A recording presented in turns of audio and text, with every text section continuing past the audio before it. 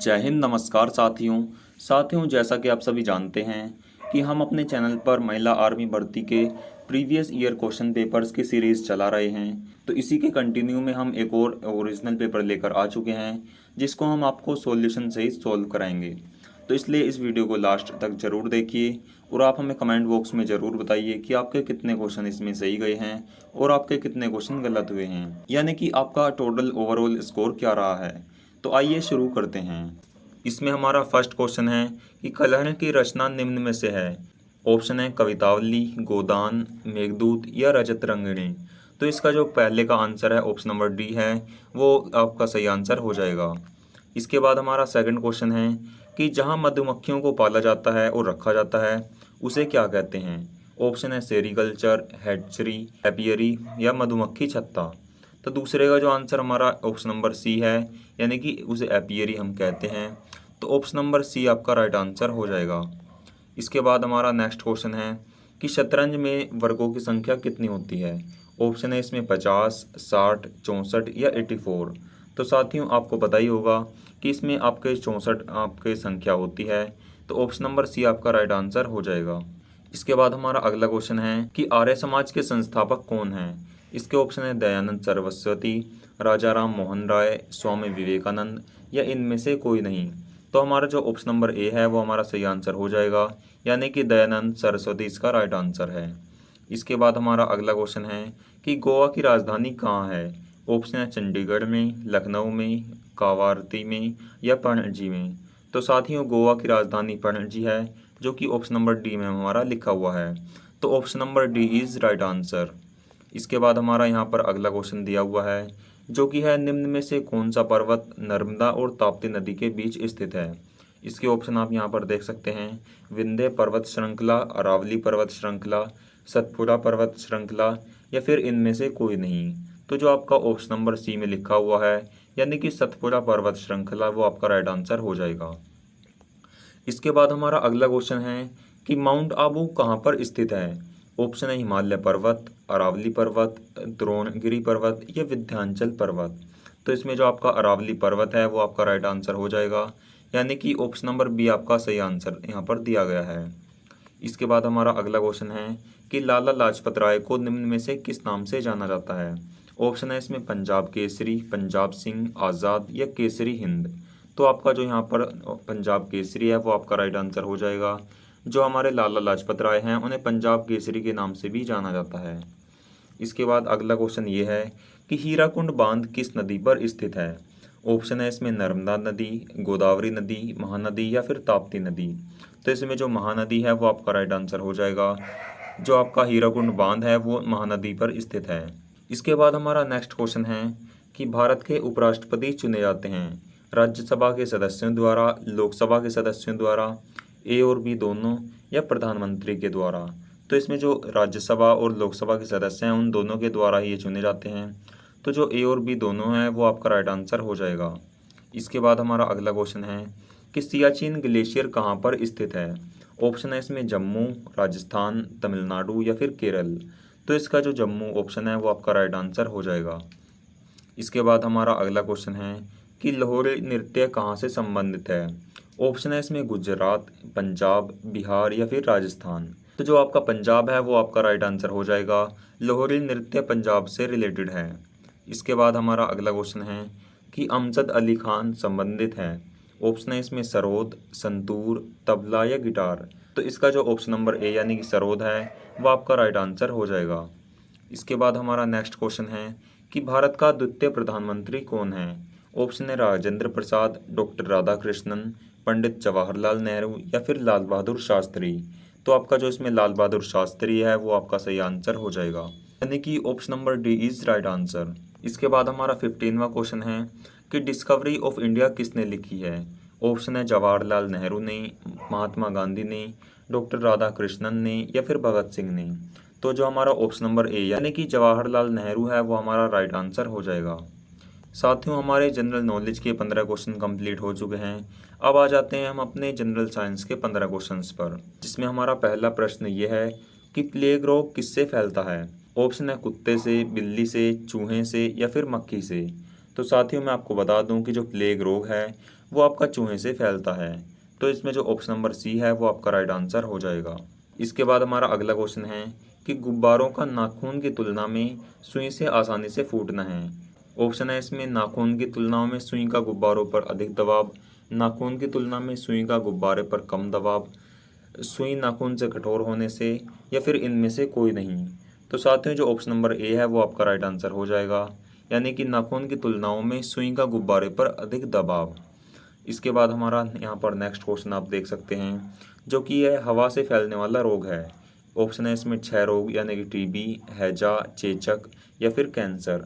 तो साथियों जो आपका क्षय रोग है यानी कि ट्यूबरकुलोसिस है, वो आपका हवा से फैलता है, यानी कि वो एक कम्युनिकेबल डिसीज़ में आता है। इसके बाद अगला क्वेश्चन है कि ओजोन परत हमें किससे बचाती है। ऑप्शन है अल्ट्रावायलेट रेज से, लेज़र रेज से, माइक्रोवेव से, या इनमें से कोई नहीं। तो जो आपका ऑप्शन नंबर ए यानी कि अल्ट्रावायलेट रेज हैं, अल्ट्रावायलेट किरणें होती हैं, उन्हीं से आपको ओजोन परत बचाती है। इसके बाद हमारा अगला क्वेश्चन है कि भाप के इंजन का आविष्कार किसने किया था। तो साथियों मुझे लगता है ये ज़्यादातर स्टूडेंट्स को पता ही होगा। यहाँ पर ये ऑप्शन दिए हुए हैं कि Richard Wright, Newcomen, James Watt, या इनमें से कोई नहीं। तो जो जेम्स वोट हैं उन्होंने ही भाप के इंजन का आविष्कार किया था। तो option number C is right answer. इसके बाद हमारा अगला क्वेश्चन है कि निम्न में से कौन सी गैस जहरीली है। ऑप्शन है carbon dioxide, oxygen, carbon monoxide, या उपयुक्त सभी। तो जो हमारी कार्बन मोनोऑक्साइड गैस होती है वो सबसे जहरीली गैस होती है, इसलिए एक option number C is right answer. इसके बाद हमारा अगला क्वेश्चन है कि बैटरी द्वारा दी गई विद्युत धारा को हम डैश कहते हैं। ऑप्शन है प्रत्यावर्ती धारा, उच्च विद्युत धारा, निम्न विद्युत धारा, या फिर दिष्ट धारा। तो जो हमारा ऑप्शन नंबर डी यानी कि दिष्ट धारा है वो हमारा राइट आंसर हो जाएगा। इसके बाद हमारा अगला क्वेश्चन है कि बिट का प्रयोग निम्न में से किस क्षेत्र में किया जाता है। ऑप्शन है कंप्यूटर विज्ञान के क्षेत्र में, इंजीनियरिंग के क्षेत्र में, जीव विज्ञान यानी कि बायोलॉजी के क्षेत्र में, या फिर रेडियोधर्मिता के क्षेत्र में। तो इसका जो हमारा ऑप्शन नंबर ए यानी कि कंप्यूटर विज्ञान है उसी के क्षेत्र में हम बिट का उपयोग करते हैं। इसके बाद हमारा अगला क्वेश्चन ये है कि पृथ्वी पर प्रकृति प्रकाश की स्रोत डैश है। ऑप्शन है रोशनी, एलईडी, सूर्य, ट्यूबलाइट, या स्टार। तो साथियों इसका जो आपका सूर्य है वो आपका सबसे प्राकृतिक प्रकाश का स्रोत है, तो आपका option number B right answer हो जाएगा। इसके बाद अगला क्वेश्चन है कि समुद्र में ज्वार डैश के कारण आते हैं। ऑप्शन है इसमें पृथ्वी के परिभ्रमण के कारण, चंद्रमा के गुरुत्वाकर्षण बल के कारण, महासागरों में हवा के कारण, या इनमें से कोई नहीं। तो इसका जो ऑप्शन नंबर बी है वो आपका राइट आंसर हो जाएगा। इसके बाद हमारा अगला क्वेश्चन है कि नब्ज यानी कि जो पल्स नापने की क्रिया होती है वो डॉक्टर द्वारा किसका पता लगाने के लिए की जाती है। तो आपको पता ही होगा कि हार्ट बीट हम पता लगाने के लिए करते हैं, तो हृदय की गति को पता लगाने के लिए हम पल्स चेक करते हैं। तो ऑप्शन नंबर सी हमारा राइट आंसर हो जाएगा। इसके बाद नेक्स्ट क्वेश्चन है कि इंसुलिन हार्मोन का निर्माण कहाँ पर होता है। ऑप्शन है अग्नाशय में, पित्ताशय में, फेफड़ों में, या फिर अस्थि मज्जा में। तो जो अग्नाशय यानी कि पेनक्रियाज होता है उसी में इंसुलिन हार्मोन का निर्माण होता है। तो option number A is right answer. इसके बाद हमारा अगला क्वेश्चन है कि ध्वनि किस में गमन नहीं करती। ऑप्शन है निर्वात में, वायु में, ठोस में, या पानी में। तो इसका जो हमारा निर्वात है वो आपका राइट आंसर हो जाएगा। इसके बाद हमारा अगला क्वेश्चन है कि एड्स किसके द्वारा फैलता है। ऑप्शन है बैक्टीरिया के द्वारा, वायरस के द्वारा, प्रोटोजोआ के द्वारा, या फिर फंगस के द्वारा। तो साथियों ये एड्स एक वायरस होता है, तो ऑप्शन नंबर बी हमारा राइट आंसर हो जाएगा। इसके बाद हमारा अगला क्वेश्चन है कि भार को मापने की इकाई क्या है। ऑप्शन है सेल्सियस, कैलोरी, रिएक्टर, या फिर पाउंड। तो जो ऑप्शन नंबर डी है वो हमारा राइट आंसर हो जाएगा, यानी कि जो पाउंड है उसी के द्वारा हम भार को मापते हैं। तो साथियों यहाँ पर हमारे जनरल साइंस के भी 15 क्वेश्चंस कंप्लीट हो चुके हैं। इसके बाद हमारे मैथमेटिक्स के 15 क्वेश्चन यहाँ पर आ जाते हैं, जिसमें फर्स्ट क्वेश्चन है कि यदि एक आयताकार खेत की लंबाई व चौड़ाई क्रमशः 80 मीटर व 60 मीटर हों, तो उसके अंदर किनारों से 3 मीटर चौड़ा रास्ता बनाया गया हो, तो रास्ते का क्षेत्रफल कितना होगा। तो जब आप इसे क्षेत्रफल वाले फॉर्मूले से सोल्व करेंगे तो जो आपका आंसर है वो 4800 मीटर स्क्वायर आ जाएगा। तो जो हमारा ऑप्शन नंबर ए है वो राइट आंसर हो जाएगा। इसके बाद हमारा अगला क्वेश्चन है जिसमें हमें एक क्वेश्चन दिया गया है जो कि हमें सोल्व करना है। तो जब आप इसे सोल्व करेंगे तो आपका आंसर 5/13 आ जाएगा। तो 5/13 ही आपका सही आंसर यहाँ पर हो जाएगा। इसके बाद अगला क्वेश्चन है कि धन का आयतन क्या होगा यदि भुजा is equal to x into m है। तो जब आप इसे सोल्व करेंगे तो आपका आंसर एक्स की क्यूब इंटू एम की क्यूब आ जाएगा, यानी कि ऑप्शन नंबर बी आपका राइट आंसर हो जाएगा। इसके बाद यहाँ पर क्वेश्चन नंबर 34 में आपको एक इक्वेशन दी गई है जो कि आपको सोल्व करनी है।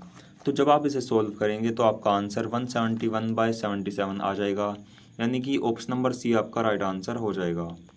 इसके बाद हमारा क्वेश्चन नंबर 35 है कि संख्या 18,225 का वर्गमूल क्या होता है। तो जब आप इसे वर्गमूल वाले फॉर्मूले से सोल्व करेंगे तो जो आपका आंसर है वो 135 आ जाएगा, यानी कि ऑप्शन नंबर डी आपका राइट आंसर हो जाएगा। इसके बाद अगला क्वेश्चन है कि संख्या 4096 का घनमूल क्या होगा। तो आप इसे घनमूल वाले फॉर्मूले से सोल्व कर सकते हैं। तो जो आपका आंसर है वो 16 आ जाएगा, यानी कि option number C is right answer. इसके बाद अगला क्वेश्चन यहाँ पर दिया हुआ है कि एक दुकानदार ने 20 केजी चीनी को 300 रुपये में खरीदा और 8% लाभ पर कितने में बेचा। तो जब आप इसका 8% प्रॉफिट को इसमें प्लस कर देंगे, यानी कि 8 तिया 24, तो 324 आपका आंसर आ जाएगा, यानी कि option number A is right answer. इसके बाद हमारा अगला क्वेश्चन है कि 10x माइनस 4x स्क्वायर से 8x स्क्वायर माइनस 2x को माइनस करें। तो जब आप इसे इस क्वेश्चन वाले फॉर्मूले से सोल्व करेंगे तो आपका जो आंसर है वो आ जाएगा -12x स्क्वायर प्लस 12x। तो साथियों आपका जो ऑप्शन नंबर बी है वो राइट आंसर हो जाएगा। इसके बाद हमारा अगला क्वेश्चन है कि साधारण ब्याज 6% की दर से 2 साल के लिए 5,000 रुपये का ब्याज कितना होगा। तो 2 साल के लिए हमें ब्याज निकालना है। तो जो आपका ऑप्शन नंबर सी है वो राइट आंसर हो जाएगा, यानी कि 600 रुपये आपका आंसर आ जाएगा। इसके बाद हमारा अगला क्वेश्चन है कि सालाना 5% की दर से 2 साल के लिए 12,000 रुपये पर चक्रवृद्धि ब्याज क्या होगा। तो साथ ही आपको चक्रवृद्धि ब्याज वाले फॉर्मूले में इस डिजिट को रख के यहाँ पर आप इसे सोल्व कर सकते हैं। तो जो आपका आंसर है वो 1230 आ जाएगा, यानी कि 1230 आपका राइट आंसर हो जाएगा। इसके बाद नेक्स्ट क्वेश्चन है ए की पावर 8 अपॉन ए की पावर 7 का मान क्या होगा। तो आपका जो ऑप्शन नंबर डी यानी कि ए है, तो सिंपल ए आपका आंसर यहाँ पर आ जाएगा, यानी कि क्वेश्चन नंबर 41 का जो आंसर है वो ऑप्शन नंबर डी हो जाएगा। इसके बाद हमारा अगला क्वेश्चन है कि यदि 182 को 3:5:4:1 के अनुपात में 4 भागों में विभाजन किया जाए तो न्यूनतम भाग क्या होगा। साथियों जब आप इसे इस रेशियो वाले फॉर्मूले में रखकर इसे सोल्व कर लेंगे तो जो आपका आंसर है वो 14 आ जाएगा, यानी कि ऑप्शन नंबर सी आपका राइट आंसर हो जाएगा। इसके बाद हम क्वेश्चन नंबर 43 को देख लेते हैं कि एक कैंटीन में एक सप्ताह के लिए 28 दर्जन केलों की आवश्यकता होती है, तो 47 दिनों के लिए कितने केलों की आवश्यकता यहाँ पर होगी। तो जब आप इसे 12 से मल्टीप्लाई करके डिवाइड करेंगे तो आपका जो आंसर है वो 2256 आ जाएगा, यानी कि ऑप्शन नंबर ए आपका राइट आंसर हो जाएगा। इसके बाद हमारा अगला क्वेश्चन है कि 40 प्रेषणों का औसत 50 है और अन्य 60 प्रेषणों का औसत यहाँ पर 55 है, तो सभी प्रेषणों का औसत यहाँ पर ज्ञात कीजिए। तो आपको टोटल प्लस करके 2 से इसे डिवाइड कर देना है, आपका जो आंसर है वो 53 आ जाएगा, यानी कि ऑप्शन नंबर बी आपका राइट आंसर हो जाएगा। इसके बाद हमारा अगला क्वेश्चन है कि यदि किसी संख्या तथा उसके व्युत्क्रम का योग 17/4 है तो यहाँ पर संख्या क्या होगी। तो साथियों जब आप इसे सोल्व करेंगे तो आपका जो आंसर है वो 4 या 1/4 आ जाएगा, तो आपका जो आंसर है वो ऑप्शन नंबर बी आ जाएगा। तो साथियों यहाँ पर हमारे मैथमेटिक्स के भी 15 क्वेश्चन कंप्लीट हो चुके हैं। अब यहाँ पर 5 क्वेश्चन हमें रीजनिंग के दिए जाते हैं जो कि मैथमेटिक्स के साथ इंक्लूड हम करते हैं। इसके बाद आप यहाँ पर देख सकते हैं कि 1, 5, 13, 25, 41, इसके आगे इस सीरीज़ को कंटिन्यू करके हमें डिजिट बतानी है कि यहाँ पर कौन सी डिजिट हम लगाएंगे। तो जब आप इसे सोल्व करेंगे तो आपका जो आंसर है वो 61 आ जाएगा, यानी कि ऑप्शन नंबर सी आपका राइट आंसर हो जाएगा। इसके बाद हमारा अगला क्वेश्चन है कि यदि ए वाई एस को बी ए टी लिखा जाता है तो बी वाई एस को हम क्या लिखेंगे। तो आपका जो इसमें ऑप्शन नंबर सी यानी कि सी ए टी कैट है वो हम यहाँ पर आंसर में लिख देंगे। तो ये आपकी एक सीरीज़ रहती है जो आपको याद करनी होती है, उसी के थ्रू आप इसके आंसर निकाल सकते हैं। इसके बाद हम क्वेश्चन नंबर 48 को देख लेते हैं कि अमित ने कहा ये लड़की मेरी माँ के पोते की पत्नी है, तो अमित का उस लड़की के साथ क्या संबंध होगा। ऑप्शन है दादाजी, पति, ससुर या भाई। तो इसमें जो ऑप्शन दिया हुआ है ससुर वो आपका राइट आंसर हो जाएगा, यानी कि ऑप्शन नंबर सी आपका राइट आंसर हो जाएगा। इसके बाद कौन सा अक्षर ए डी सी जी ई इस क्रम को पूरा करेगा, यानी कि नेक्स्ट आपका जो इंडेक्स दिया हुआ है वहाँ पर क्या आएगा। तो साथ ही वहाँ पर जे आएगा, तो जी आपका राइट आंसर इसमें हो जाएगा। इसके बाद हमारा लास्ट क्वेश्चन बचा हुआ है इस क्वेश्चन पेपर का। इसमें इस श्रृंखला को पूरा करो, यानी कि ये सीरीज़ है, इसे आपको कंप्लीट करनी है। क्वेश्चन मार्क की जगह पर आपसे यहाँ पर आंसर लगाना है। तो जब आप इसे सोल्व करेंगे तो आपका जो आंसर है वो 14 आ जाएगा। तो ऑप्शन नंबर डी आपका राइट आंसर हो जाएगा। तो साथियों, ये पेपर आपको कैसा लगा और इस पेपर में आपने कितने क्वेश्चन सही करे और आपका स्कोर क्या रहा, वो सभी आप हमें कमेंट बॉक्स में ज़रूर बताइए। हम इससे आगे की जो सीरीज़ की वीडियो हैं वो भी जल्दी प्रोवाइड कराएंगे, तो हमारे चैनल को भी सब्सक्राइब कर लीजिए। तो इस वीडियो को अंत तक देखने के लिए आपका बहुत बहुत धन्यवाद।